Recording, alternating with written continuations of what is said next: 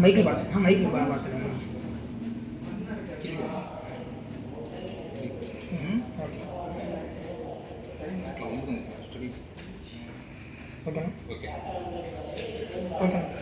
ఈరోజు ప్రత్యేకంగా నా యొక్క ఆహ్వానాన్ని మన్నించి నేను నిర్వహించబోయేటువంటి ప్రెస్ మీట్ కార్యక్రమానికి వచ్చినటువంటి మీడియా సహోదరులకు నా ప్రత్యేకమైనటువంటి ధన్యవాదాలు తెలియజేస్తా ఉన్నాను.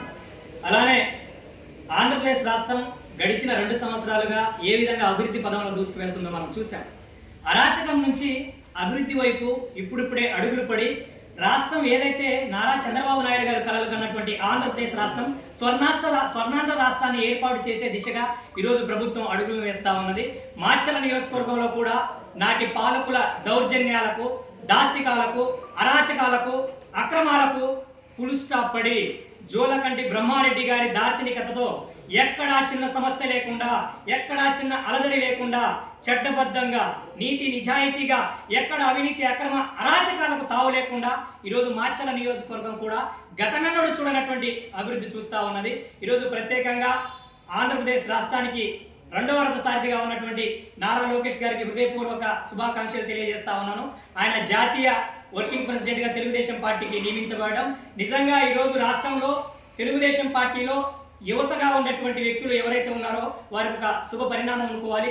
రాబోయేటువంటి రోజుల్లో ఈ రాష్ట్రాన్ని, ఈ యొక్క ప్రాంతాలని అభివృద్ధి దిశగా తీసుకెళ్లేటువంటి దార్శనికత ఒక్క నారా చంద్రబాబు నాయుడు గారి తర్వాత అది లోకేష్ గారికి సాధ్యమవుతుందని నమ్మి ఈరోజు పార్టీ యంత్రాంగం ఆయనకి అవకాశాన్ని కల్పించింది.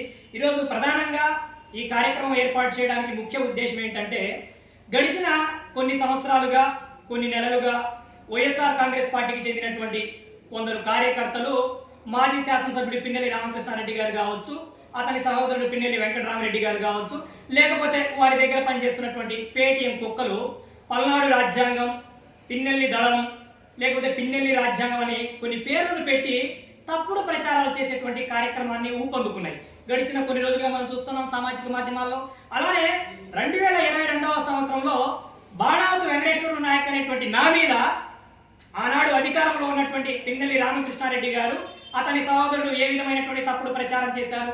నాకెవరో ఒక ఎమ్మెల్సీ 100 కోట్ల రూపాయలు డబ్బులు ఇచ్చాడని, నేనేదో తప్పుడు మార్గంలో పయనించానని, నేనెవరినో మోసం చేశానని, నేనెవరో డబ్బులు దోచుకొచ్చానని, నేను తప్పుడు వ్యక్తినని, నన్ను సిఐడి వారు అరెస్ట్ చేశారని, సిఐడి వారు జైలుకు పంపించారని ఇష్టానుసారంగా మీడియా సహోదరులు కూడా ఆనాడు కొంచెం తెలుసో తెలియకో వీరు ఇచ్చినటువంటి కథనాలను తీసుకొని, కొందరు వీరి దగ్గర నుంచి ప్యాకెట్లను తీసుకొని వీరు ఇచ్చినటువంటి ప్రింటర్లో ఉన్నటువంటి డేటాను బేస్ చేసుకుని వెంకటేశ్వర నాయక్ని అరెస్ట్ చేసిన సిఐడి, వెంకటేశ్వర నాయక్ కటకటాలు, వెంకటేశ్వర నాయక్ కుంభకోణం, వెంకటేశ్వర నాయక్ 100 కోట్లు దోచుకున్నాడు, వెంకటేశ్వర నాయక్ ఎవరో ఎమ్మెల్సీ.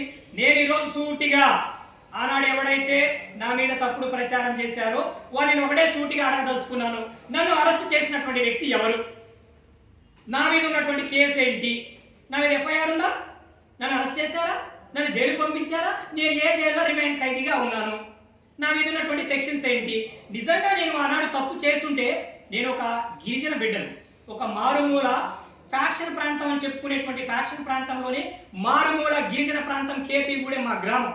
పిన్నెల్లి రామకృష్ణారెడ్డి కనుసన్నల్లో ముందుకు వెళ్ళేటువంటి గ్రామం మా గ్రామం. మా గ్రామంలో అభివృద్ధి లేదు, కేవలం అరాచకానికి తావిస్తూ గడిచిన వారి పూర్తి ప్రభుత్వ కాలంలో అంతకుముందు కూడా అభివృద్ధిని శూన్యం చేసి మా గ్రామాన్ని వినాశనం చేశారు.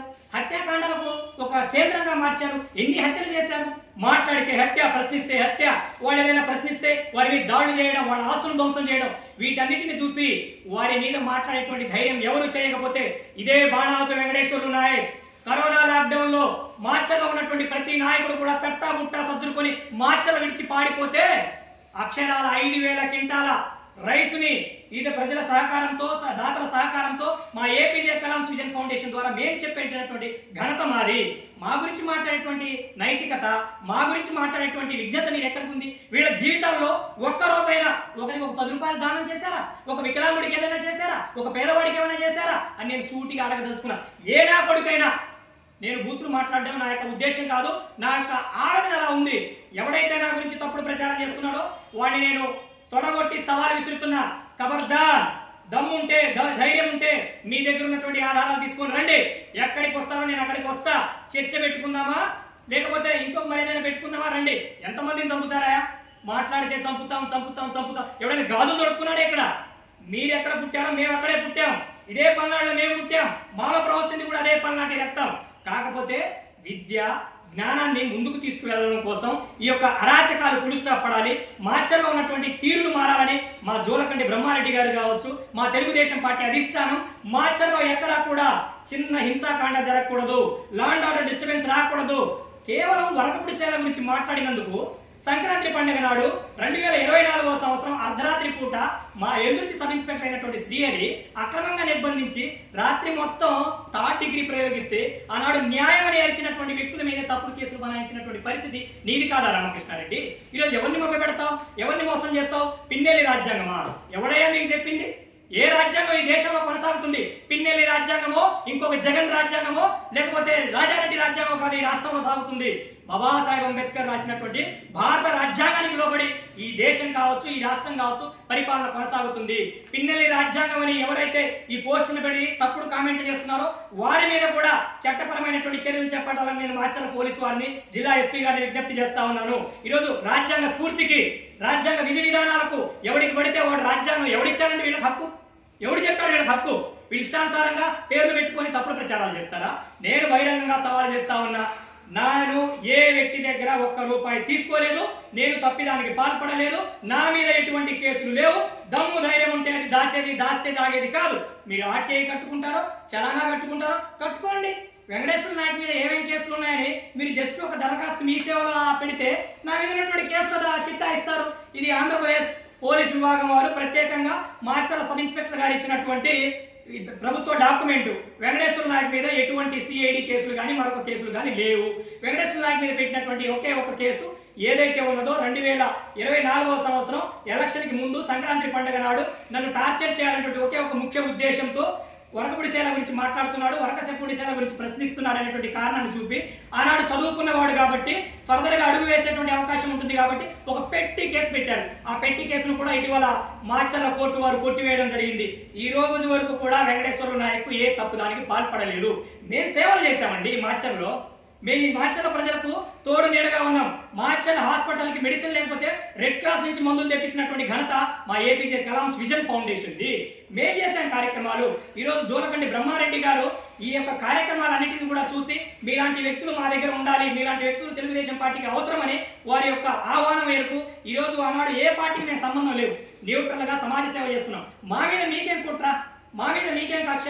అలానే 2019 ఎన్నికల ముందు మాచర్ల పోరాటం, పల్నాడు పోరాటం అనేటువంటి ఒక ఫేస్బుక్ పేజ్ ఉండేది.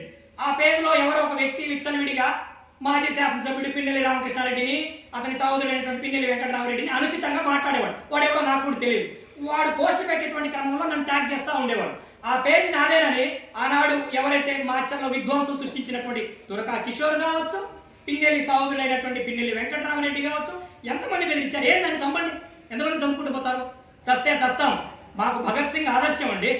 ఈ దేశ స్వాతంత్రం కోసం తను బ్రతికేటువంటి అవకాశం ఉన్నా ఈ దేశం కోసం ఎవరో ఒకటి ప్రాణార్పణ చేస్తేనే ఈ దేశంలో ఉద్యమం ఊపందుకుందని ఆ రోజు భగత్ సింగ్ నునుగు మీసాల నవ యువకుడు ఉరి తాడును ముద్దాడి ప్రాణాలు వదిలినటువంటి భగత్ సింగ్ మాకు ఆదర్శం. చంపండి, ఈ ప్రాంతం కోసం చావడానికి మేము సిద్ధంగా ఉన్నాం. చంపుకుంటారని చంపండి, రాజ్యాంగబద్ధంగా పరిపాలన కొనసాగించండి. స్వేచ్ఛాయుతమైనటువంటి వాతావరణంలో రాజకీయం కొనసాగాలి. విమర్శ ప్రతి విమర్శ సహజం. మీరు మాట్లాడారా, ఆరోపణ చేశారా, దానికి సమాధానం వారు ఇస్తారు. లేకపోతే వారు ఆరోపణ చేశారా, సమాధానం మీరు ఇవ్వండి. అంతేగాని ఒకరి మీద ఒకరి దాడులు చేసుకోవడం, ఒకరిని ఒకరు చంపుకోవడం, ఇదెక్కడే అరాచకం, ఇదెక్కడ విధ్వంసం? ఈరోజు కూటమి గవర్నమెంట్ అధికారంలో వచ్చిన తర్వాత 2 తెలుగుదేశం పార్టీకి చెందినటువంటి నిండు ప్రాణాలను మేము కోల్పోయాము. అయినా కూడా మేము ఎక్కడ కూడా చట్ట వ్యతిరేక కార్యక్రమాలకి తాము ఇవ్వకుండా చట్టబద్ధంగా మిమ్మల్ని అరెస్ట్ చేసి గౌరవ సుప్రీంకోర్టు ఆదేశానుసారం మీరు జైలుకి వెళ్ళారు తప్ప మరేది లేదు. ఈరోజు నన్ను థర్డ్ డిగ్రీ ప్రయోగించి నా మీద తప్పుడు కేసులు పెట్టి ఇబ్బంది పెట్టారు. నేను కూడా ఇలా చేయాలనుకుంటే నాకు అవకాశం ఉంది కదా. నేను ఈ కూటమి ప్రభుత్వంలో ఒక నాయకుడిగా నాకంటూ ఒక గుర్తింపు ఉంది, నాకంటూ ఒక విలువ ఉంది. గౌరవ ముఖ్యమంత్రి వారు నారా చంద్రబాబు నాయుడు గారి వరకు కూడా నేను మాట్లాడగలిగేటువంటి శక్తి సామర్థ్యాలు భగవంతుడు నాకు ప్రసాదించాడు. కానీ మేము చట్టాన్ని చేతిలో తీసుకోదలుచుకోలేదు. మాచర్ల అన్ని నియోజకవర్గాలతో సరి సమానంగా మాచర్ల అంటే అరాచకం కాదు, మాచర్ల అంటే చంబల్లోయ కాదు. ఎన్నో సంవత్సరాల ఘన చరిత్ర కలిగినటువంటి చాపకూడి సిద్ధాంతంతో ప్రజల మధ్య ఐక్యమత్యాన్ని చాటినటువంటి గొప్ప చరిత్ర కలిగినటువంటి ప్రాంతం ఇది. మినీ రామాయణం జరిగినటువంటి ప్రాంతం ఇది. ఇలాంటి మాచర్లను రౌడీ రాజ్యంగా, పిన్నెల్లి అరాచకాల కోసము, లేకపోతే మర్డర్లు చేయడం కోసం, మానభంగాలు చేయడం కోసం ఈరోజు ఒకటా రెండా వీళ్ళ అరాచకాలు చెప్పుకుంటే నిజంగా ఇలాంటి ప్రాంతంలో ఒక్కోసారి పుట్టడం గర్వంగా భావిస్తే మరొకసారి ఎందుకు పుట్టావురా నాయన అనేటువంటి దౌర్భాగ్యమైనటువంటి పరిస్థితి మాకుంది. ఈరోజు గౌరవ ఎమ్మెల్యే గారికి కూడా నేను ఒకటే విజ్ఞప్తి చేస్తా ఉన్నాను. గౌరవ ఎమ్మెల్యే గారు, ఈరోజు కండకుంట పక్కన మా గ్రామం ఉండడం నిజంగా మాకు శాపం అండి, శాపం అది. మేము ఏం చేయాలనుకున్నా, ఎలా వెళ్ళాలనుకున్నా వాళ్ళ ఇళ్ల మీద నుంచి వెళ్ళడం, వాళ్ళ ఇంటి దగ్గర నుంచి వెళ్ళడం వల్ల మేము ఏం చేయలేకపోతున్నాం. మేము అరాచకం చేయడానికో ఆకృత్యాలు చేయడానికో కాదు. ఈరోజు మాచర్ల నియోజకవర్గంలో అన్ని గ్రామాలతో పాటు మా గ్రామం కూడా అభివృద్ధి చెందాలని ఆకాంక్షిస్తున్నాము. అంతేకాని తప్పుడు ప్రచారాలు చేసుకుంటూ రండి, దమ్ముంటే. ఈరోజు నేను ఇప్పుడు వరకు నేను సైలెంట్గా ఉన్నా. రాబోయేటువంటి వారం 10 రోజుల్లో తిరిగి మా యొక్క ఫౌండేషన్ ద్వారా తెలుగుదేశం పార్టీ సహకారంతో తిరిగి సేవా కార్యక్రమాలు మొదలు పెట్టబోతున్నాం. ఏ నా కొడుకు వచ్చి ఆపుతాడో రండి, ఆపండి, చంపుతారేమో చంపండి, మేము చావడానికి సిద్ధంగా ఉన్నాం. అంతేగాని అనుచితంగా తప్పుడు ప్రచారాలు చేయడం, తప్పుడు ఆరోపణలు చేయడం అనేది సబబు కాదు. నా మీద నాకు డబ్బులు ఇచ్చినటువంటి ఎమ్మెల్సీ పేరు ఎవడో తేల్చాలి. ఆ దమ్ము ధైర్యం ఎవడుకుందో బహిరంగ రండి. అలాగే నేను అరెస్ట్ చేసినటువంటి సిఐడి అధికారి ఎవరో కూడా ఈరోజు ప్రజలకు తెలియజేయాలి. ఇప్పటికే చూస్తున్నాం రఘురామకృష్ణరాజు గారిని ఏ విధంగా తప్పుడు కేసుల్లో బుక్ చేసి ఇబ్బంది పెట్టినటువంటి ఐజీ సునీల్ కుమార్ నాయక్ గారి పరిస్థితి మనం చూస్తున్నాం. కాబట్టి రాజకీయం అనేది ఎవరికి శాశ్వతం కాదు. ఈరోజు నువ్వు రాజు అయితే ఇంకో రోజు అతను రాజు, మరొక రోజు ఇంకో రాజు. అంతేగాని మీకు చేతనైతే ఈ ప్రాంతాన్ని అభివృద్ధి చేయడం కోసం, ఈ ప్రాంతంలో విద్య, వైద్యం, ఆరోగ్య పరిస్థితులను, స్థితిగతులను మార్చడం కోసం కృషి చేయండి. ఈరోజు 80 సంవత్సరాల స్వతంత్ర భారతంలో నేటికి వెనుకబడినటువంటి ప్రాంతంగా మనం కీర్తించబడ్డాం. నేటికి వెనుకబడిన ప్రాంతంగా మనం ఇబ్బందులు ఎదుర్కొంటున్నాం. పక్కనే నాగార్జున సాగర్ ఉన్న మన యొక్క గుక్కెడు నీళ్ల కోసం ఇబ్బందులు పడుతున్నటువంటి పరిస్థితి మనది.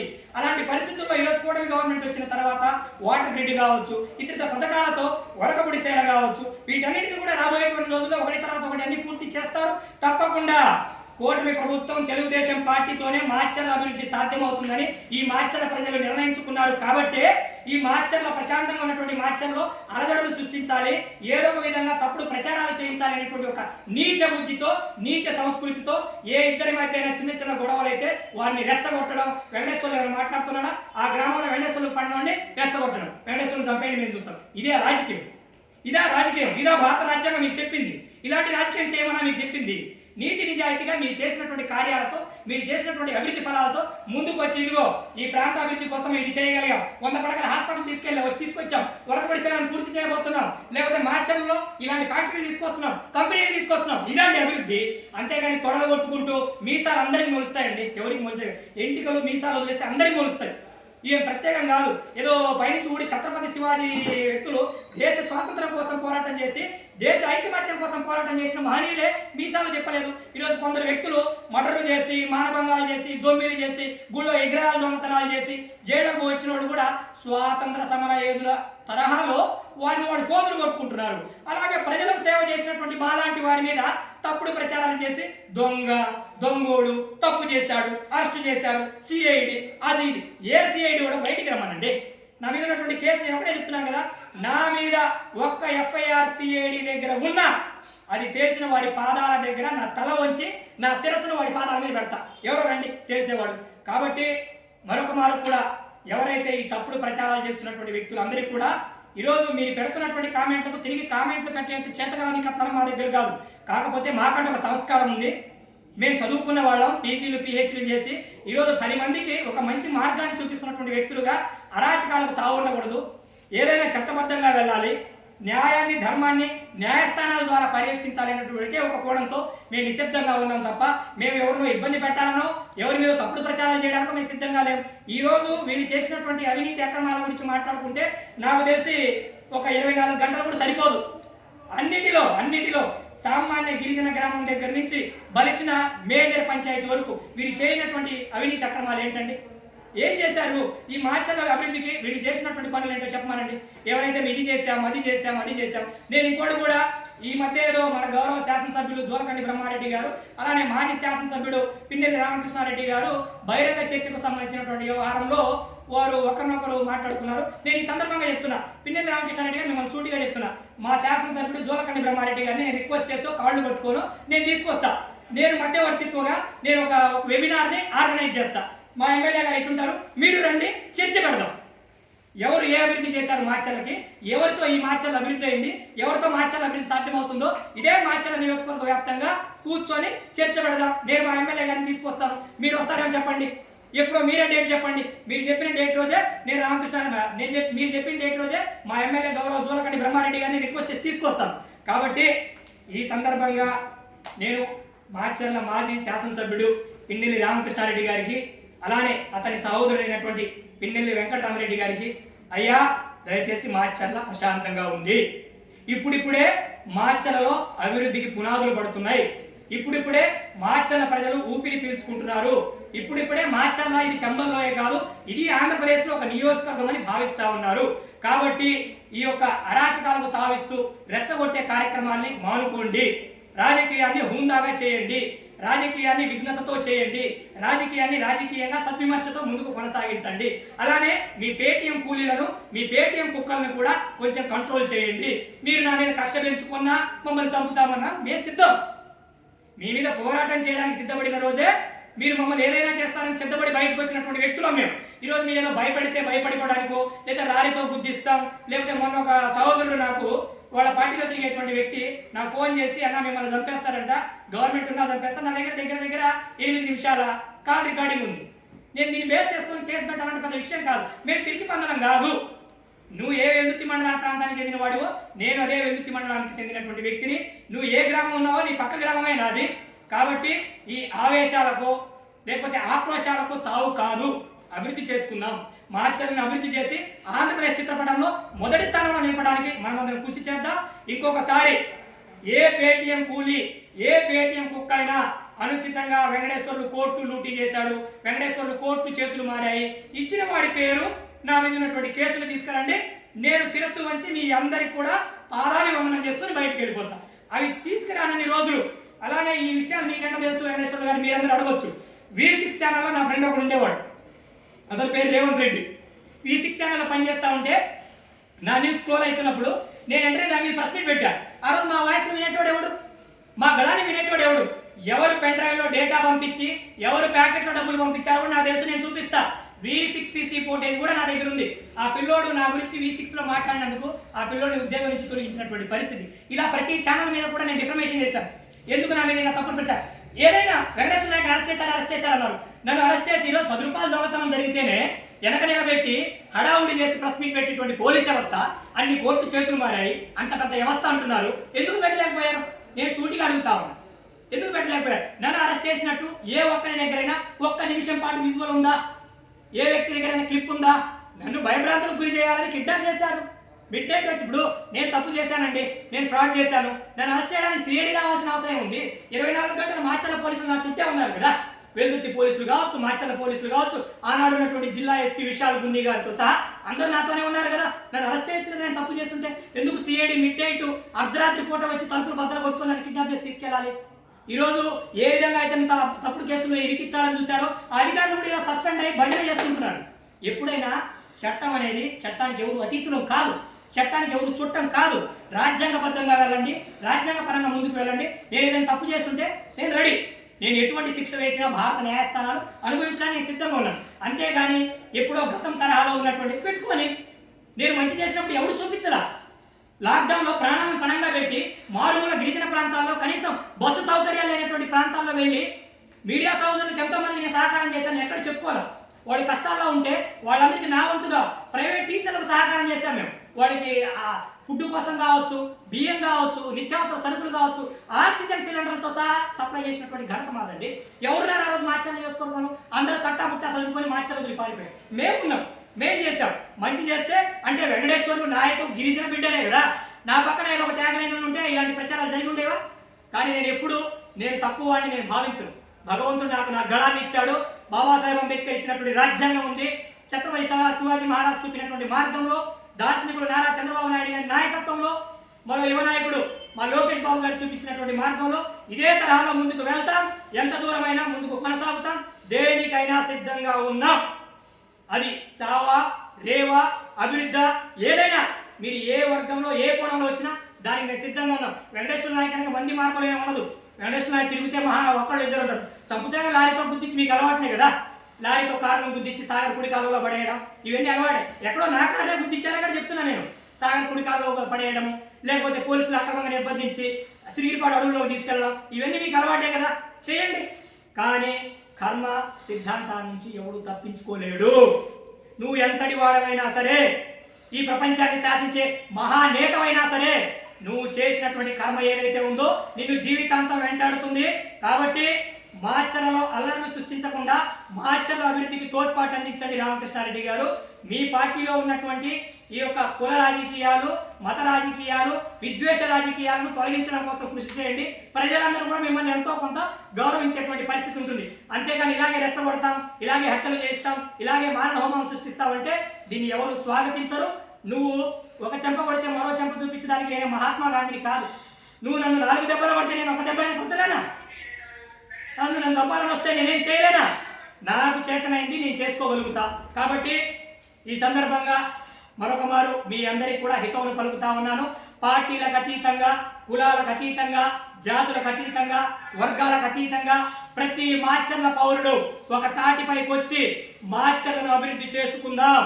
ఆంధ్రప్రదేశ్ చిత్రపటంలో మాచర్లను అత్యున్నత స్థాయిలో ఉంచుదాం. మరొకసారి ఏదైనా ఏ నా కొడుకైనా, ఏ పేటీఎం కుక్కైనా వెంకటేశ్వర్లు అలా ఇలా అని తప్పుడు ప్రచారాలు చేశారో పరిణామాలు చాలా తీవ్రంగా ఉంటాయి. దమ్ము ధైర్యం ఉంటే మీ అయ్యకి, మీ అబ్బకు పుట్టుంటే స్ట్రైట్గా రండి, చర్చించుకుందాం, మాట్లాడుకుందాం. కాబట్టి ఈ సందర్భంగా మీకు హితవును పలుకుతూ ముగిస్తా ఉన్నాను. తప్పకుండా కూటమి ప్రభుత్వంతోనే మాచర్ల అభివృద్ధి సాధ్యం అనేది ఇప్పటికే ప్రజలందరూ నిర్ణయించుకున్నారు. గౌరవ శాసనసభ్యులు జూలకండి బ్రహ్మారెడ్డి గారి ఆదేశాలతో, గౌరవ పార్లమెంట్ సభ్యులు లావు కృష్ణదేవరాయలు గారి యొక్క దార్శనికతో, గౌరవ ముఖ్యమంత్రి వర్యులు నారా చంద్రబాబు నాయుడు గారు చూపించినటువంటి మార్గంలో లొకేషన్లతో చేయి కలపడే నడవడానికి మేము సిద్ధంగా ఉన్నాం. కాబట్టి ఆ దిశగా మాచర్లను అభివృద్ధి చెందిన మాచర్లుగా మార్చుకోవడం కోసం మనమందరం సమిష్టిగా కృషి చేద్దామని తెలియజేస్తూ ముగిస్తున్నాను. జై తెలుగుదేశం, జై భీమ్, జై భారత్. సందర్భానుసారంగా ఆగకుండా అనర్గళంగా మాట్లాడగలిగే మీరు పార్టీ చేస్తున్నటువంటి కార్యక్రమాలలో ఏ ఒక్కదానిలో కూడా మీరు పాల్గొంటలేదు. దీనిలో వెనుకున్నటువంటి అంతరార్థం ఏంటి?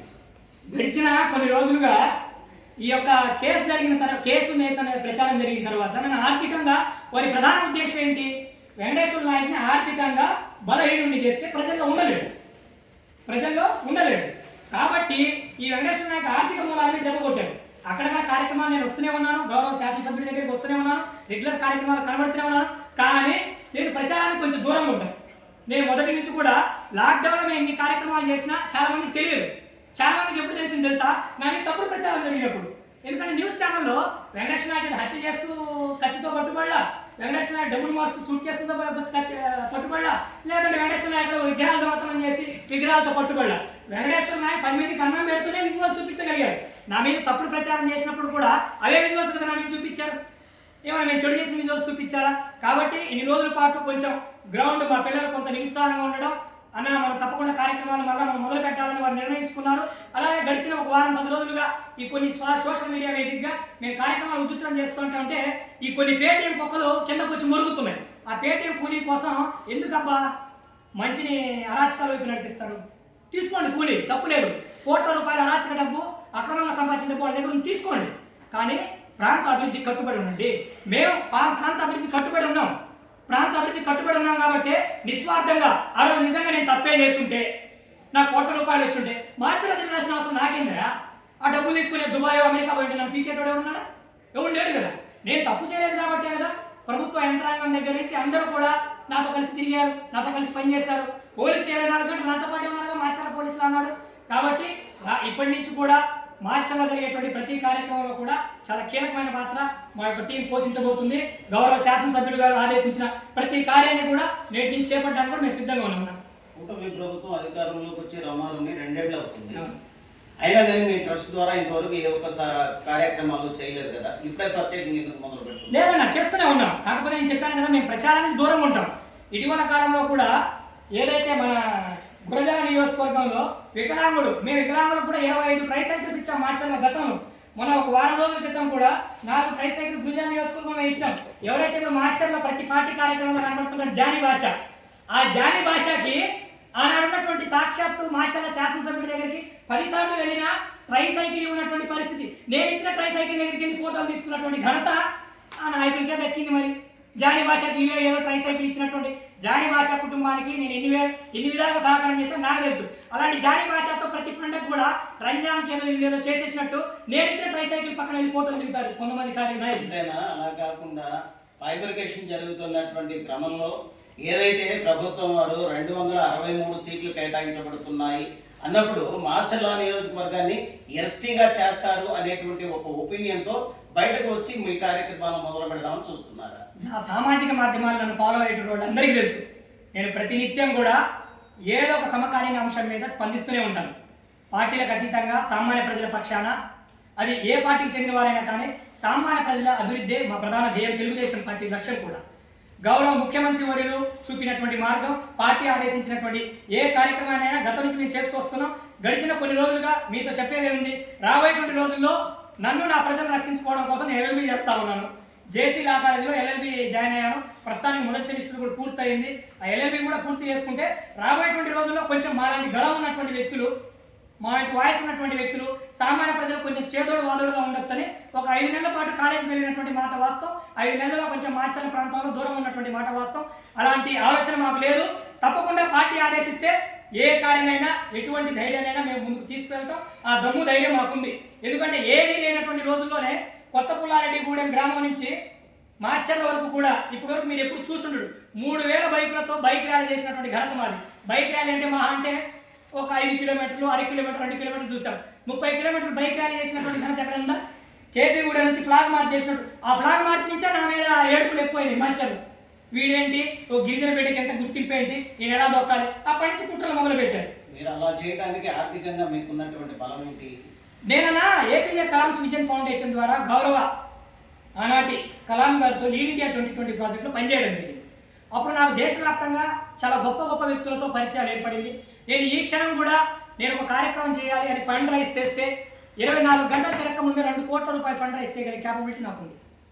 ఈ క్షణం కూడా ఆ రోజు నేను చేస్తున్నటువంటి కార్యక్రమాన్ని లాక్డౌన్లో చూసి ఎంతమంది ఆర్థికంగా చేదోడు వాదోడుగా నిలబడ్డారో వాళ్ళందరి విషయాలు మనం చెప్పలేం.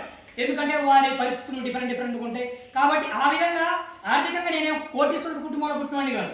కడు పేదరికంలో పుట్టాను, కూటికి గదిలేనటువంటి కుటుంబంలో పుట్టాను. నా మొదటి తరగతి నుంచి పీజీ వరకు కూడా ప్రభుత్వ విశ్వవిద్యాలయాలను చదువుకున్నాను. నేను ఎంఎస్సీ ఎస్పీ యూనివర్సిటీలో గోల్డ్ మెడల్. రండి, ఎవరైనా సరే నాది ఓపెన్ బుక్. నా జీవితం దాచుకోవడానికి ఏముంది?